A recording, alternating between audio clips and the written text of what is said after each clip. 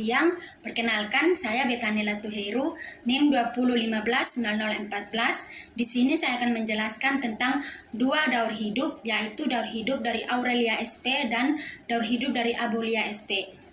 Baik, kita masuk yang pertama, yaitu Aurelia atau ubur-ubur. Nah, Aurelia atau ubur-ubur ini memiliki dua fase dalam hidupnya. Yang pertama ada fase seksual yang disebut dengan medusa, dan fase yang kedua adalah aseksual yang disebut dengan bentuk polip. Baik, di sini kita akan masuk dalam fase seksual dalam bentuk medusa. Di sini sigot akan berkembang biak menjadi planula atau larva bersilia. Kemudian dia akan menempel pada dasar lautan untuk tumbuh menjadi individu baru, yaitu skifistoma. Kedua yaitu fase aseksual dalam bentuk polip. Bisa perhatikan di gambar ada skifistoma.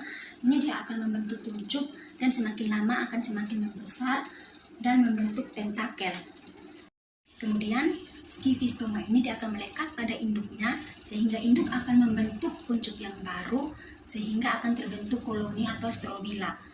Setelah beberapa waktu anak akan memisahkan dari induknya sehingga membentuk ervira atau ubur-ubur muda. Setelah itu akan melepaskan menjadi medusa atau ubur-ubur dewasa.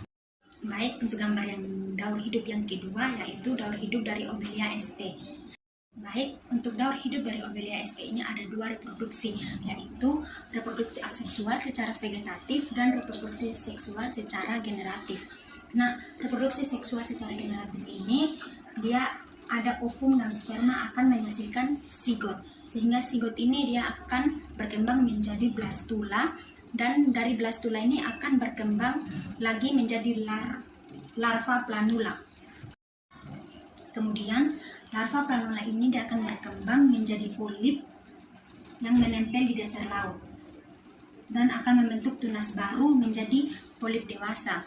Kemudian dia akan ke polip berkoloni sehingga akan membentuk medusa atau ubur-ubur dewasa.